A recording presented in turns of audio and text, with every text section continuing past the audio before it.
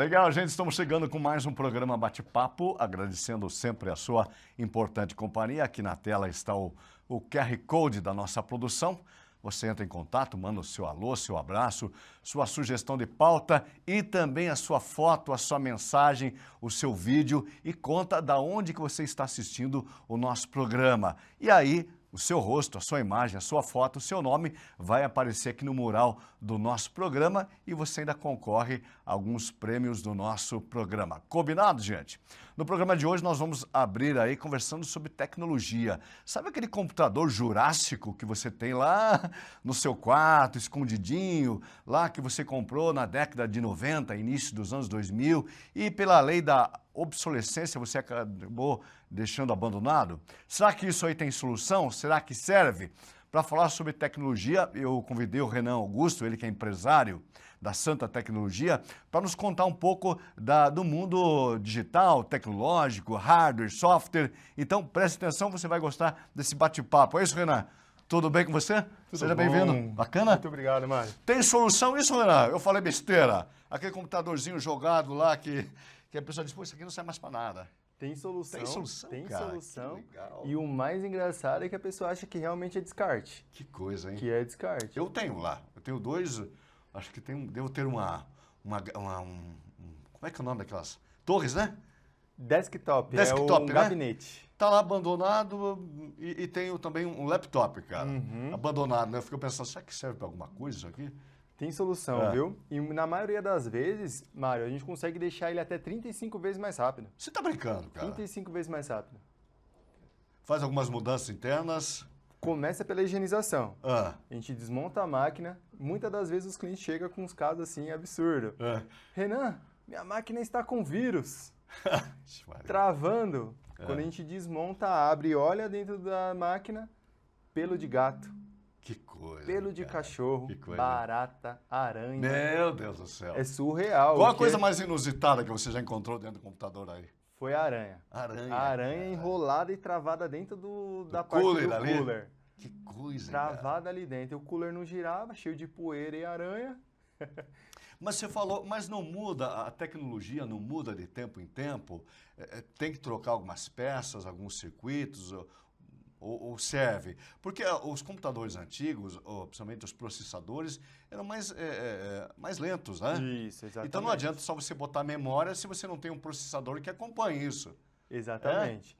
Pensando nisso, a tecnologia foi evoluindo e incluiu um item chamado SSD. Então hoje, muitas das vezes a gente pega aí um Core Duo, pega um computador muito mais lento, que estava ali com o seu Windows Vista, o Windows XP. Quando a gente substitui o HD por um SSD, já fica 10 vezes mais rápido. Olha só. Só com essa brincadeira já roda o Windows 10, Basic, mais roda, sem travar.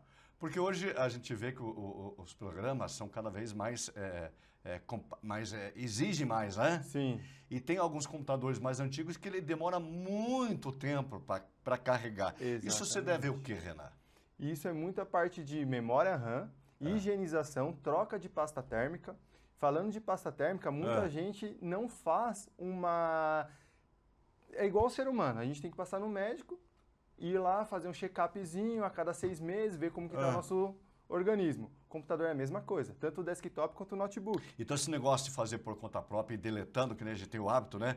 Entra lá e vai deletando, esse programa eu não uso mais, essas fotos eu não uso mais, isso não adianta muita coisa. Ajuda, diminui um pouco no armazenamento e limpa algumas tranqueirinhas lá que tem. Ajuda bastante. Só que a parte da pasta térmica, junto a uma higienização, isso é crucial. O que é a pasta térmica? A pasta térmica ela é um condutor, uma pasta condutora entre o processador e o dissipador de calor. Aonde o cooler suga aquela temperatura para mandar embora do computador. Então é todo um conjunto. Pasta térmica, o ventiladorzinho funcionando bem, para poder dispersar o calor. Você falou que o nosso computador é tal qual um organismo. Exatamente. Precisa de tempos em tempos um check-up. O ideal para quem tem lá um computador, seja na empresa ou em casa para uso pessoal, o ideal é de quanto em quanto tempo fazer um upgrade aí? Olha, Mário, geralmente o mínimo indicado é de 6 em 6 meses. De 6 em 6 meses, porque faz a higienização preventiva, tá? Já tira as poeiras que já vão se acumulando no período de 6 meses e já troca a pasta térmica. Quando a gente faz esse procedimento, você esfria o computador com mais frequência. Então, ele tende a começar a aquecer muito. E muitas pessoas utilizam um notebook, no caso, na perna. Eu sou um deles, viu? Põe um travesseiro e coloca em cima. Isso abafa a respiração do Fecha a saída ali do ar. Fechou a saída do ar, sobreaqueceu, ele reduz a potência para poder trabalhar. E fechar o computador ligado causa problema no caso do notebook? É ruim. Porque o computador, o notebook, computador no caso, eles precisam fazer atualizações periodicamente. Se for o Windows atual, então, é atualização praticamente todos os dias ou todas as semanas. Se a gente fecha o notebook e mantém ele ligado, ele está com um monte de cache ali armazenado. Quando você abre ele e tenta usar, ele já vai meio que dar uma travada. E muitas pessoas utilizam ele o dia inteiro, fecha, já deixa aberto para o dia seguinte, porque sabe que a máquina já está lenta, já está demorando para inicializar. Para evitar isso. Para evitar esses 15 minutinhos, 10 minutinhos da máquina inicializar. E deixar a máquina ligada, meio que direto, causa prejuízo ou não? Se for um notebook, causa bastante na questão da bateria. O desktop dá até para deixar ligado, se for fazendo as atualizações, dando uma reiniciada, ok. O que vai determinar é o tempo da pasta térmica. Então, esse caso de manter ligada, o mínimo dos mínimos são 6 meses uma troca de pasta térmica. Ele vai superaquecendo? Ele tem a pasta térmica, ela é bem viscosa. Quanto mais uso ela tem intensivo, né? Quanto mais calor ela fica suportando, ela vai endurecendo. Tem casos da gente ter que raspar a pasta térmica parecendo um reboco de parede. Você falou há pouco sobre o sistema operacional, né? Sobre o Windows, que é o mais conhecido, né? Eu não sei se tem alguém que não use o Windows. Tem os outros, né? Mas eu acho que é pouco usado, né? Pouco usado, é mais por programadores. Programador e também para, eu acho que o sistema público, né? Usa muito, né? Que é aquele sistema aberto, né? Isso. O Windows hoje está em qual edição? Windows 11. 11. É o atual. O Windows 10, inclusive, em agosto, ele encerrou as atualizações. E aí, o que acontece? Fica melhor do que o Windows 10 em tese. Porque vamos combinar que teve alguns Windows que foram bem furados, né? Teve, com certeza. O Vista foi o que passou mais foi rápido. Uma desgraça, né? O Windows 7, até hoje, tem muita gente que utiliza o Windows 7 por conta de alguns softwares. Então ainda Mas ele ainda é usual ou não? Só para sistema. Se você montar um sistema interno na sua empresa e incluir o Windows 7 lá dentro, tá show de bola, vai rodar perfeitamente. A máquina pode ser de 2000, de 1900 que vai rodar, tá? Super tranquilo. Agora, se você quiser entrar na internet, navegar, aí já começa a dar umas capengada, porque os navegadores já não são mais compatíveis. Quando vocês lá na sua empresa, como é que é? Santa Tecnologia. Como é que vocês fazem uma avaliação em todo o sistema? Como é que começa a olhar o que serve, o que não serve, o que limpa, o que não limpa? Como é que é feita essa avaliação? Quando o cliente chega na loja, muitas das vezes, só de olhar para a máquina, a gente já sabe mais ou menos como que é o cuidado do cliente com a máquina. Então, a gente olha ali a parte de higienização, é muito, muito visível para você ter uma ideia de como que tá ali já o perfil da máquina. Comida grudada, é pedaço de margarina. O mais engraçado. Tem muita gente que faz lanche, né? Inclusive eu fico trabalhando lá na minha casa com meu notebook até altas horas da noite ali. E a gente não tem como não levar um lanchinho ali, né? E a gente acaba negligenciando, né? Exatamente. Colocar o dedo na tela prejudica? Vai ficar manchada só. Inclusive, limpa a tela ali, sprayzinho próprio de limpar a tela. Muita gente gosta de usar álcool. Eu não recomendo. O álcool tradicional, não? Não recomendo. Qual que é o ideal para limpar a tela? O ideal é um solvente próprio para limpar a tela. E a tecla do computador ali, principalmente do notebook que a gente usa muito hoje, quando ela começa a travar já, quando você já tem que apertar com um pouco mais de força ali, e principalmente ali aquela tecla maior do espaço. Do mouse, né? Do mouse. Do mouse. O que acontece ali que ele vai travando, Renato? Ali é o uso excessivo, conforme vai passando o tempo. O que acontece? Existem marcas e marcas. Hoje em dia o mercado é muito grande para poder atender todos os públicos. Eu recomendo um investimento bom para uma máquina a longo prazo, a gente precisa pegar uma máquina de qualidade. Então isso aí é bem determinado. Existem um fluxo de marcas lá que vão na loja que é top 1 de defeito. Top 1 de defeito. Sério? defeito no teclado, defeito na bateria. Mesmo as marcas mais consolidadas no mercado. Marcas famosas. Famosas. Olha só, hein? Que fabricam celulares. Que coisa, hein? Que coisa. Marcas famosas que dá esse tipo Mas de problema. geralmente esses defeitos ali, ele pode ser por falta de cuidado com a máquina? No caso do notebook, ele é muito próximo do cuidado excessivo ali com a máquina. Muitas pessoas utilizam um computador conectado direto na tomada 24 horas. E aí? Isso aí prejudica a bateria. Prejudica a bateria. Vicia? Ela não cumpre o ciclo dela, né? Bateria é igual de notebook, é praticamente igual ao do celular. Todas têm ciclo. Tem que carregar, gastar Você até o final. Espera, carrega e espera. Agora, colocou e deixou full time lá, ela vai sempre trabalhar no ciclo máximo. Eu te cortei quando você estava concluindo a tua resposta. Como é que é feita uma manutenção quando leva-se um computador lá na sua empresa? A análise inicial nela já começa pelo visual. Bateu o olho, Bateu o olho, a gente já vê mais ou menos ali a situação. Quando a gente liga a máquina, a gente acessa o gerenciador de tarefas dela. Já vê ali de cara qual que é o processador, quanto tem de memória RAM, quanto tem de espaço de memória RAM, quanto tem de cache armazenado. Tem gente que tem 8 GB de memória RAM, só que tem livre 1 GB. Nossa. O resto é tudo cache armazenado. Esse cache é o lixo, né? É o lixo eletrônico. É o lixo eletrônico. Cada sitezinho que você autoriza cookies, né? É isso, exatamente. Autoriza cookies, você vai lá, você está com aquela pressa de abrir o site, autoriza. Autorizou. Cai um monte de... Já vai somando.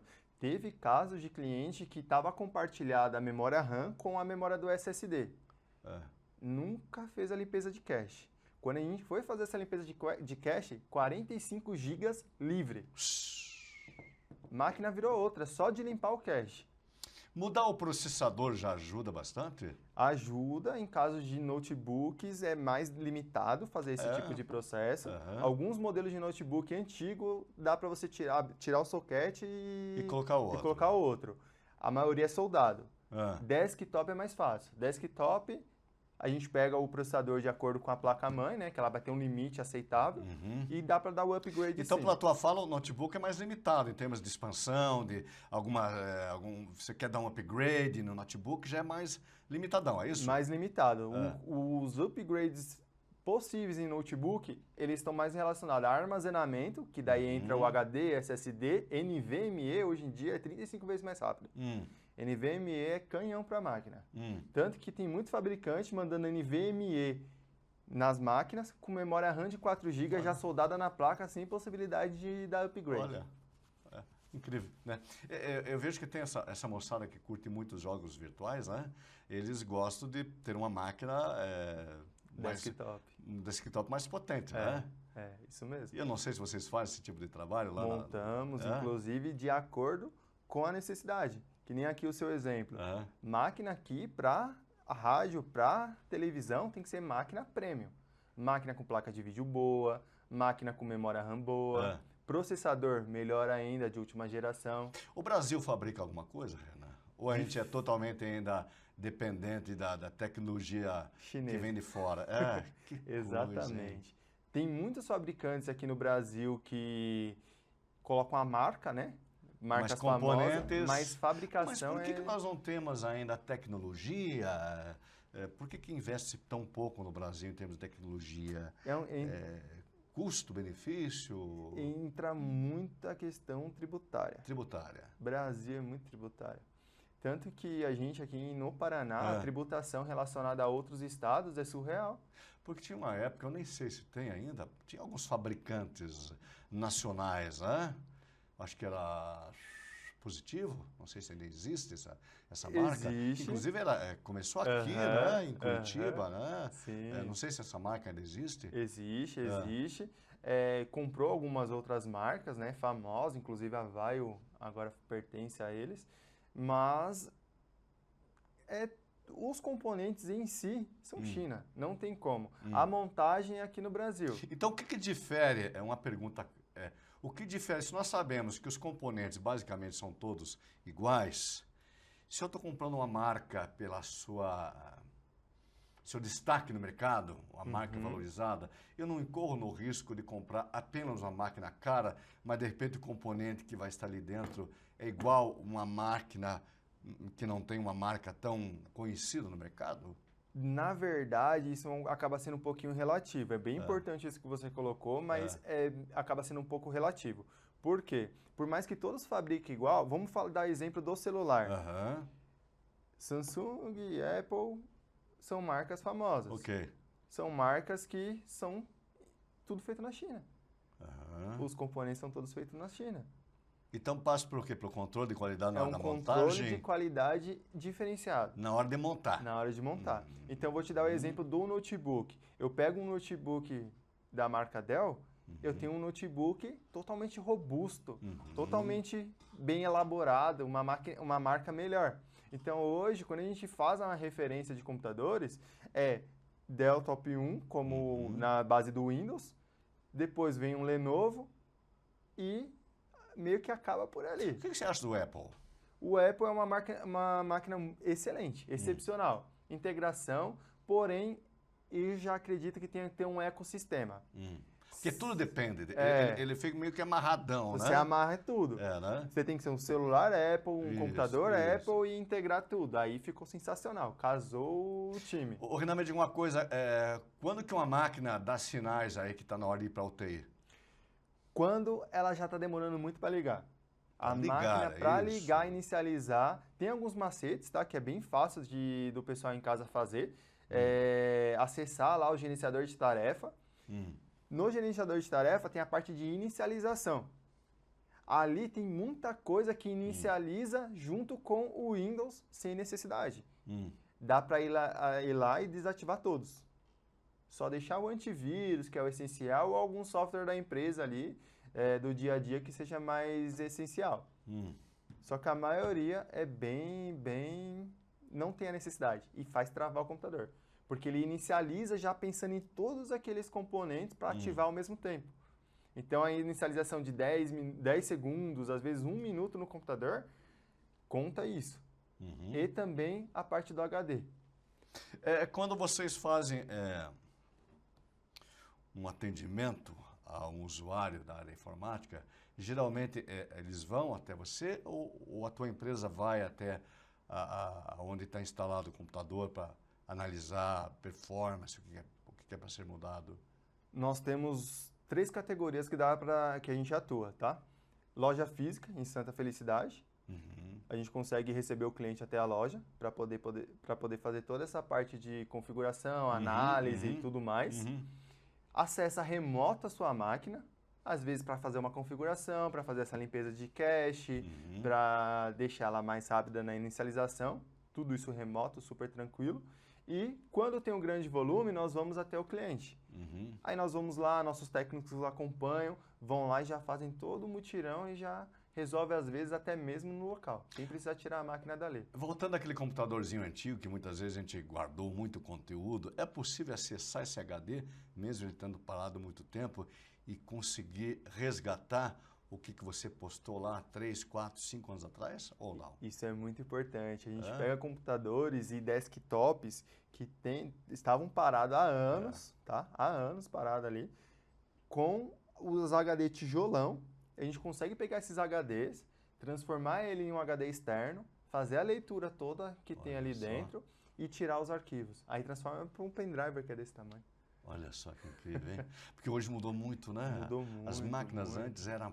Hoje é tudo enxuto, né? pequenininho. Até os monitores, né? Antes eram... Quando eu comecei, eu estava falando para o Renan, quando eu mexi nos anos 90, mexi com computador, o meu primeiro computador que eu comprei na minha casa foi no ano 2000, era um da Scopus. Nossa! Na época eu trabalhava no Bradesco e o Bradesco pediu para que todos os funcionários tivessem em casa computador. Daí ela fez com uma parceria com a Scopus que todo funcionário podia comprar por preço subsidiado e ter em casa um computador. Mas era algo gigantesco, só o monitor daquilo lá era peso danado, né? A gente ficava olhando e disse, bom, para alguma coisa deve servir. A tecnologia mudou muito hoje, né? Mudou muito. Para você ter ideia, hoje a gente tem computadores de alta performance, com processadores atuais, de última geração, numa caixinha desse tamanho aqui, assim.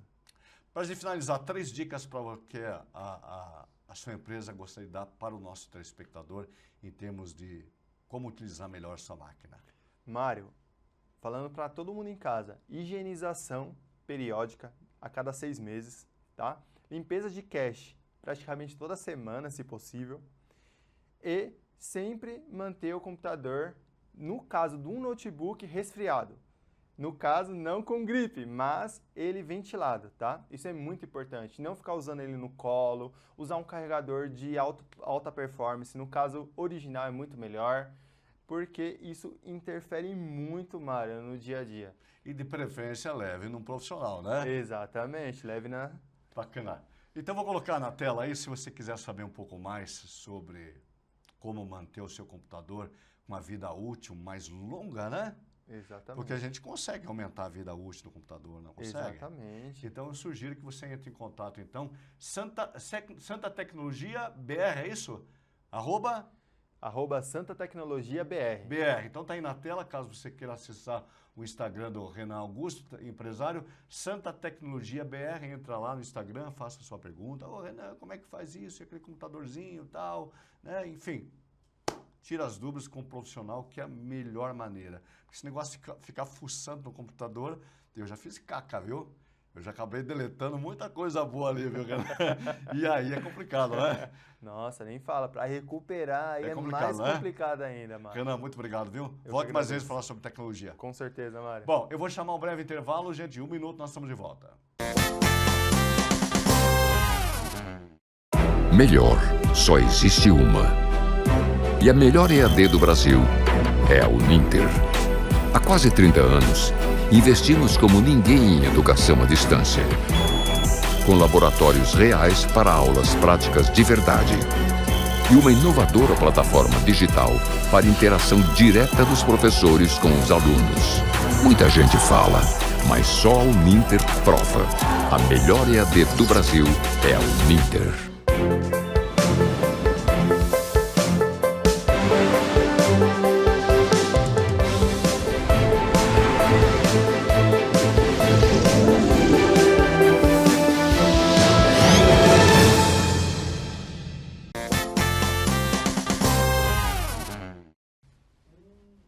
Muito bem, né? Eu vou conversar agora com o Dr. Alan Ordakowski. Acertei seu nome, doutor? Ordakowski. Isso, exatamente. O doutor Alan é advogado, ele trabalha com as relações trabalhistas, né, doutor? É uma das suas especializações, né? Isso, exatamente. Qual outro segmento? Direito empresarial, né? E relações de trabalho é uma área do escritório bastante relevante. E o que o doutor estava me contando aqui, que também chamou a atenção, que houve nos últimos tempos uma explosão de número de processos trabalhistas, é isso, doutor? Perfeito. Por que essa demanda tão grande, doutor? Na verdade, nós tivemos uma alteração sobre o entendimento de aplicação da reforma trabalhista de novembro de 2017. Né? A partir da reforma trabalhista, nós tivemos uma queda sensível no número de ações, em função da sucumbência aplicada para o trabalhador, quando ele pretendia algum direito que não era reconhecido no processo trabalhista. Se perdesse...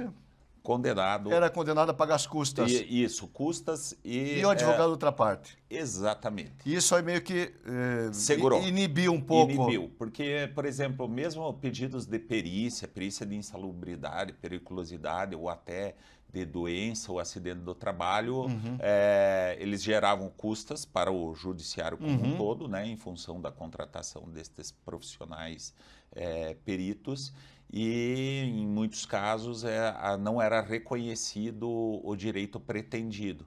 E, a partir da reforma, então, isso foi objeto de, uma vez indeferido o pedido, condenação do trabalhador a ressarcir essas despesas. E a justiça gratuita nesse âmbito? Também neste sentido, né, nós temos uma previsão expressa quanto à aplicação. Só que em 2020 o STF reconheceu novamente a aplicação da não sucumbência para os beneficiários da justiça gratuita, e isso acabou por inverter aí o cenário de ingresso de ações. E essa jurisprudência foi acompanhada em todo o território? Sim, porque veio a partir do STF. Então, um entendimento? Isso, então balizou todo o judiciário, evidentemente. Mas nós vamos falar hoje, propriamente dito, de um assunto que afeta o trabalhador CLTista, né?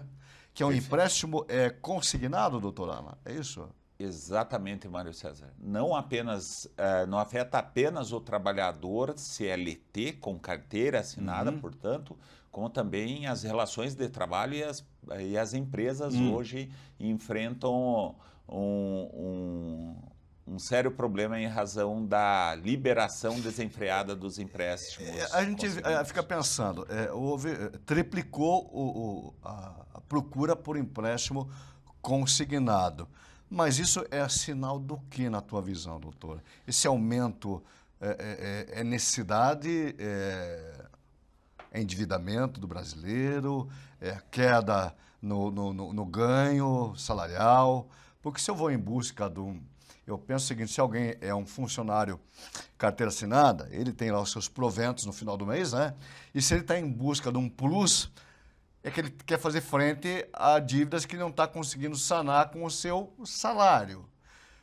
Se a economia libera isso aí para o funcionário, eu não estou criando uma bola de endividamento, doutor Alan? Com toda certeza, Mário. Na verdade, o que acontece? Os fatores, né, são múltiplos. Entendo eu que aí nós temos uma série de aspectos que influenciam essa tomada do crédito, né? Veja bem, em 21 de março deste ano, o governo anunciou, então, a liberação dos consignados, empréstimos consignados a trabalhadores CLT, porque havia a previsão anterior para inativos e os aposentados. Sim. E para os funcionários públicos, então isso foi estendido efetivamente ao trabalhador CLT. E aí houve de lá para cá uma busca desenfreada a ponto de triplicar já o número de trabalhadores que já usufruíram, já contrataram um empréstimo consignado, né? E hoje, segundo dados econômicos, já supera o valor de 82 bilhões de reais. E, no meu entendimento, dentre os fatores que levaram a isso, está a falta de consciência sobre economia financeira, né? Esse é uma falha nossa, né? Uma falha seríssima, né? Como nosso sempre sistema. No Brasil, infelizmente, o nosso sistema ele é péssimo em fornecer educação à população. E aí a população, sem a consciência do uso racional do dinheiro, acaba empregando e aplicando ele mal e, obviamente, antes disso, tomando de maneira equivocada. Olha só, doutor Alan e telespectadores, eu tenho um dado aqui que diz que houve uma explosão, mais de 12 milhões de contratos em poucos meses. Isso mostra muito a nossa cultura, não é isso, doutor? Sem dúvida nenhuma. A cultura do brasileiro é do imediatismo. Então, vê a oportunidade de ter um dinheiro a mais na mão, mas esquece de olhar a projeção do pagamento destes valores a longo prazo, né? E aí que nós temos um problema sério que está sendo criado lá dentro das empresas. Por quê? Porque o juro dessas operações já chega a taxas de 60% ao ano. Meu Deus então, do céu. O que foi anunciado inicialmente como um juro médio de 1,6 ao mês, já supera 4. Então, isso, claro, que impacta diretamente na disponibilidade de salário no dia 5. Isso não pode virar um risco trabalhista, doutor? Com toda certeza. Pode a gente já percebe afetar isso, afetar na produtividade, inclusive? Porque se eu tenho lá uma empresa com funcionários inadimplentes que estão lá né? Eu penso como empresário, eu tenho lá 50 funcionários, dos 50 eu tenho 30 que estão inadimplentes e coçando a cabeça, como é que vão pagar as contas no final do mês? Vão ter pessoas que não vão estar mentalmente aptas a produzir. Não pode impactar isso aí, doutor?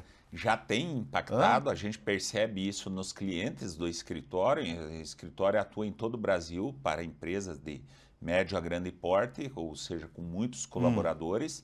E o que se percebe é perda de foco, queda de produtividade, aumento de absenteísmo e já uma recorrência de pedidos de demissão e depois ainda com o ingresso de ações trabalhistas com pedido de rescisão indireta.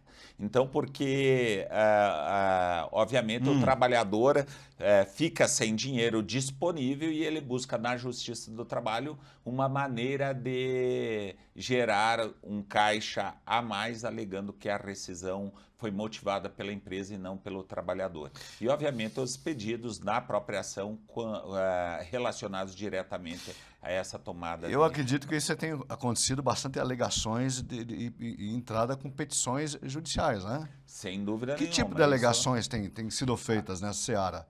As alegações vão desde tentar imputar a responsabilidade pela tomada do empréstimo às empresas, o que de fato não acontece, pelo menos a gente não verifica dentre os nossos clientes, até porque há uma previsão e um cumprimento de lei expressa, né? Quem toma o crédito efetivamente é o trabalhador, a ponto de que a empresa não tem responsabilidade caso rescinda o contrato de trabalho e ele venha se tornar inadimplente. Então, nesse caso, a empresa caberia no máximo treinar o seu... Treinar não, você... conversar com os seus colaboradores, né? E dizer, olha, vamos tomar um crédito consciente, explicar para eles sobre taxa de juros. Eu acho que seria um trabalho de conscientização das empresas junto aos seus colaboradores. Educação financeira. Educação, né? Então, a gente entende e debate isso muito com os clientes. E o próprio escritório já criou um programa em que fornece treinamento in company para as empresas, em que a gente prepara o trabalhador, seja com vídeos, palestras, enfim, ou treinamentos setorizados, quanto ao uso racional do dinheiro, quanto à necessidade real de se tomar ou não o crédito, a observação do impacto dos juros, o tempo de comprometimento de seu salário em relação ao crédito tomado e, acima de tudo, a margem, né, consignável, né? Ou seja, o quanto ele pode efetivamente... Que tem um percentual tem. Legal ou não? 35% do salário líquido total. Este é o limite que o trabalhador pode tomar. O que a gente tem orientado muitos empregadores a não dispor, ao estabelecer convênios ou através de regras internas expressas e divulgadas, reduzir esse limite de consignados, ou seja, não permitir que o trabalhador, muito embora a lei autorize, então ele pode chegar até o limite, mas que a empresa estabeleça então limites internos. Doutor Alan, você falou no início da nossa conversa sobre a taxa, muitas vezes, exorbitante, né? E quem assina um contrato, hoje, infelizmente, nós também não temos o hábito de ler os contratos que nós assinamos. Naquele affair, né, de querer a liberação do crédito rapidinho para fazer uma aquisição ou pagar alguma dívida, você assina aí. Essa revisão dessas taxas e juros embutidos, valores contratuais, seguro prestamista, tudo isso pode ser... objeto de uma ação de revisão ou não, doutor? Pode sim, lembrando apenas que pela regra expressa estabelecida pelo governo federal para a liberação dos consignados a trabalhadores, foi definido que na contratação estas questões de juros, impactos, valores, limites, garantias concedidas tem que vir expressa e muito clara no contrato, além de estar acompanhada de uma simulação. E, aliás, todos os pedidos, todas as solicitações de empréstimos consignados, elas são precedidas das simulações. Então, vem a simulação para que o trabalhador entenda este impacto. Mas a alegação do hipossuficiente ainda não cabe aí? Caberia, mas a gente ainda entende que uma vez contratado e cumprido esses requisitos, o trabalhador terá um desafio aí considerável para escapar dessa responsabilidade. Mas a minha leitura vai um pouquinho além disso. Eu entendo que em dado momento, dado o crescimento do endividamento, hoje, segundo dados do CNC, mais de 80% das famílias brasileiras estão endividadas e 30% delas já apresentam inadimplemento efetivo. O trabalhador segue a mesma linha, ainda mais que o período ainda é curto dos consignados, são apenas 7 meses. Nós estamos num período crítico de final de ano, onde o trabalhador quer ter mais dinheiro para suas férias e festas, né? Então, o que acontece? Neste cenário, se não houver uma boa prevenção, ou seja, atitude clara de conscientização do trabalhador, o governo terá que intervir em breve e estabelecer medidas que diminuam esse impacto. Mas, acima de tudo, o impacto já tem sido percebido nas relações do trabalho com turnover, ou seja, rotatividade de... Doutor Lalo, o empregador ele pode demitir o funcionário por endividamento? Não, a rigor não, Não, né? se isso não gera um impacto direto ao trabalho em si, não.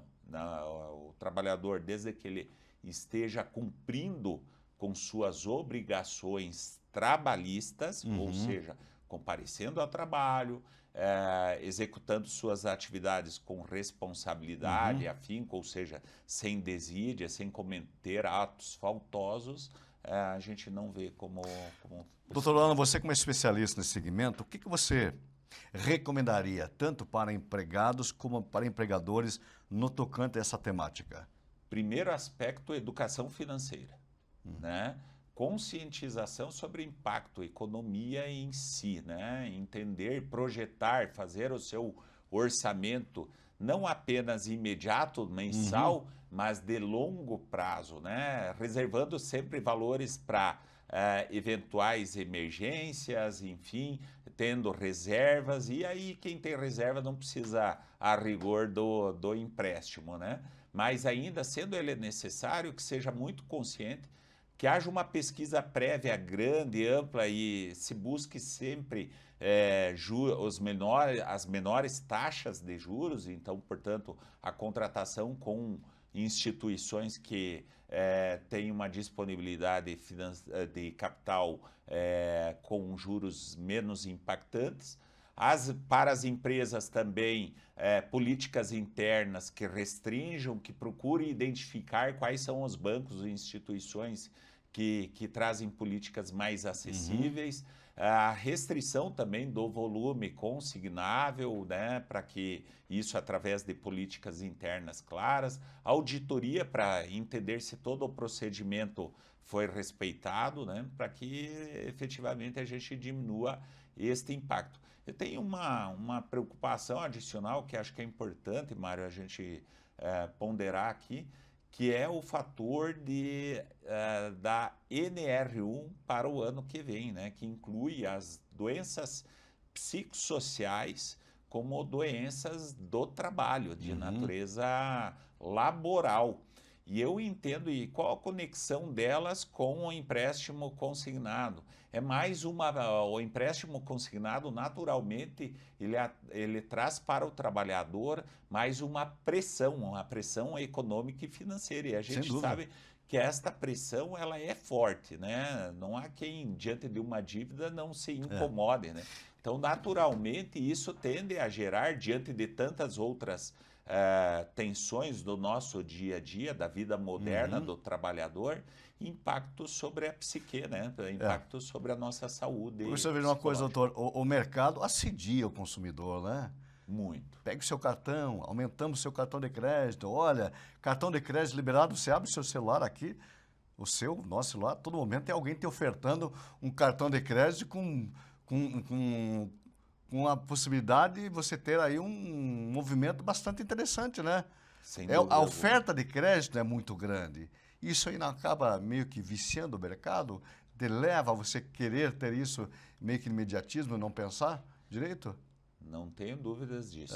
Não tenho dúvidas, e é muito disso que formou a nossa cultura agora, né? Não à toa, como eu falei, nós temos 80% da população endividada. Então, neste contexto, num volume tão alto, é óbvio que tem uma contribuição de assédio explícito e inequívoco, né? não vamos longe, né? O próprio Consignados, a gente sabe, a crise que se criou para os aposentados, né? Com a liberação indiscriminada também do consignado para os inativos. Então, neste cenário, eu acho que o mercado em si contribui demasiadamente. Você falou no tema aí do consignado aposentados, mas vai ser um tema de uma outra entrevista, que também é um assunto muito interessante ser, pelo menos, informado, né, a população, né? Perfeito. Que virou algo realmente, enfim. Doutor, muito obrigado pela sua vinda, viu? Eu que agradeço, Mário. Bacana. Muito obrigado, doutor. E se você de casa quiser conhecer um pouco mais o trabalho desse brilhante advogado, nós vamos colocar aí na tela, então, o Instagram, que é Alan... Me ajuda ali, doutor. Alan Carlos Ordakovski. Esse é o seu... Alan Carlos Ordakovski, então, da você... OTJ Advogados. OTJ Advogados. Isso. Então, se você quiser acompanhar o trabalho do doutor Alan, entre nas redes sociais e mande lá a sua dúvida, doutor Alan, e agora, o que eu faço? Informação é o poder, né, doutor Alan? Isso, exatamente. Muito obrigado. Muito obrigado. Vou chamar o intervalo, gente, já voltamos em 1 minuto. Melhor, só existe uma. E a melhor EAD do Brasil é a Uninter. Há quase 30 anos, investimos como ninguém em educação à distância. Com laboratórios reais para aulas práticas de verdade. E uma inovadora plataforma digital para interação direta dos professores com os alunos. Muita gente fala, mas só a Uninter prova. A melhor EAD do Brasil é a Uninter.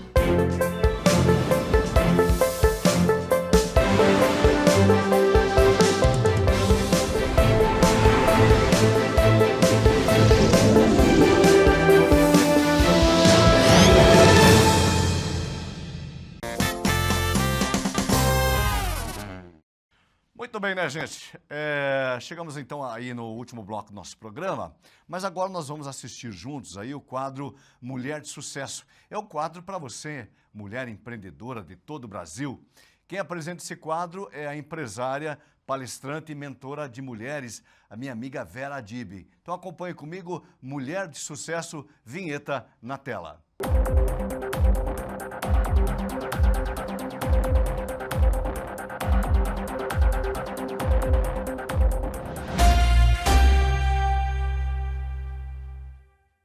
Olá, seja muito bem-vinda ao quadro Mulher de Sucesso.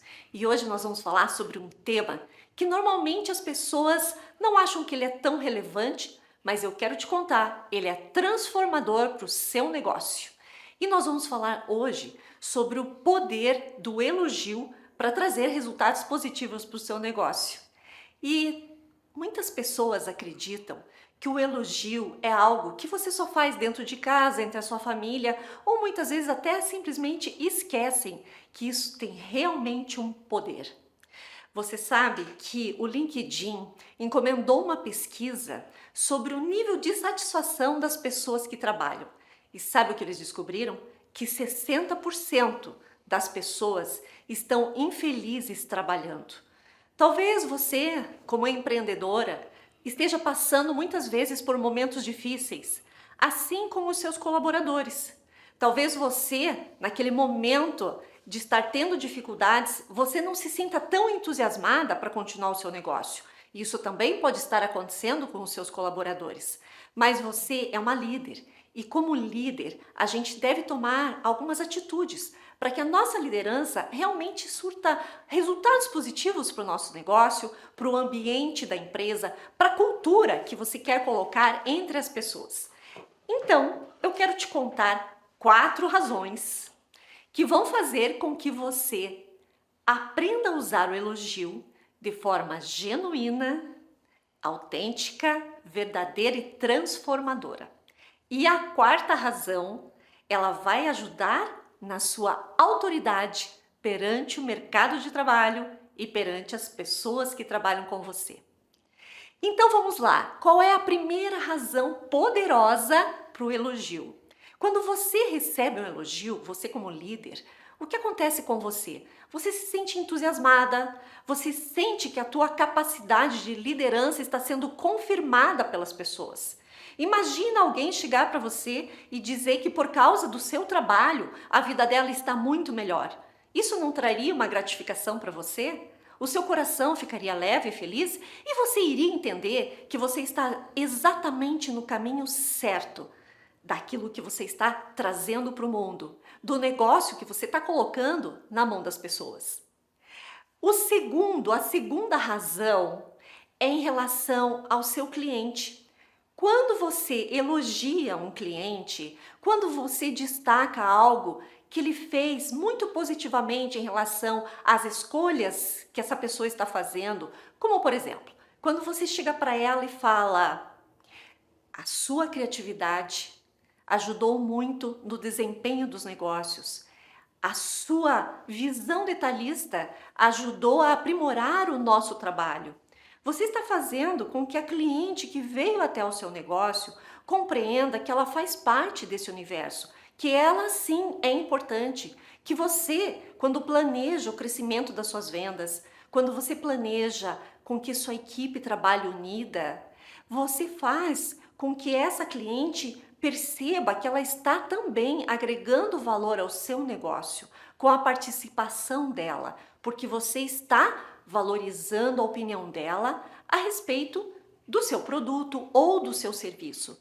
E isso faz com que ela, ao sair da sua loja, ao ter comprado o seu serviço, ela comente com outras pessoas, ela indique você para outras pessoas. Então essa conexão é muito benéfica para o resultado das suas vendas. A terceira razão é em relação à sua equipe. Imagine que no ambiente de trabalho todos estão cansados, estressados, porque eles têm que cumprir metas, eles têm que entregar resultados para você. E o mercado de trabalho, muitas vezes, ele é muito competitivo. E isso faz com que você também tenha uma pressão sobre a equipe para que ela apresente os resultados que você precisa, para que o seu negócio desenvolva, para que o seu negócio gere lucro. Porque, afinal de contas, nós decidimos empreender não apenas porque nós queremos gerar lucro, mas porque nós queremos colocar no mundo algo muito positivo que venha a trazer uma lucratividade. Então, a gente olha sempre dois aspectos quando vai empreender. E isso, quando é muito claro, e isso se torna um propósito, faz com que a sua equipe, mesmo que seja uma equipe pequena, de 1, 2, 10, 20 pessoas, ela compreenda para que caminho a empresa está andando. Sabe, é como você estar dentro de um grande barco, onde você é a capitã do barco e as outras pessoas estão colaborando com você. Agora, imagine se as pessoas chegassem para você, os seus colaboradores, e falassem: capitã, agora vira para a esquerda ou vira para a direita. Esse barco não iria chegar a lugar nenhum. Então, nós como líderes temos que trabalhar em conjunto com a nossa equipe, para que eles compreendam que existe um propósito bem definido. E a quarta razão que vai fazer você ganhar autoridade é olhar para essa questão de você dar uma atenção muito especial para sua cliente, para sua clientela, para sua persona, para fazer com que ela realmente se sinta em casa quando está fazendo algo com você através do seu serviço, o serviço que ela está comprando ou o produto que ela está comprando.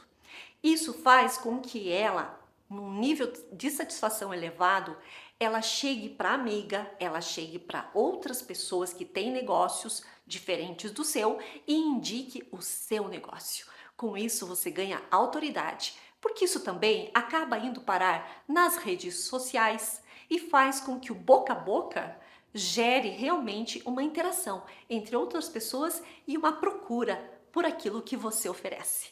Então, que tal agora você começar a elogiar mais as pessoas que convivem com você, as suas clientes e a você mesma, porque você é uma pessoa importante. Então, a minha pergunta para você é: qual vai ser o elogio que você vai fazer a partir de hoje, começando por você? E agora eu quero que você acesse o QR Code que está aqui nessa tela para que você me dê essa resposta. Eu estou bem curiosa para conhecer a sua opinião. E no próximo episódio, nós vamos falar sobre hábitos poderosos. Eu espero você, um beijo e até lá!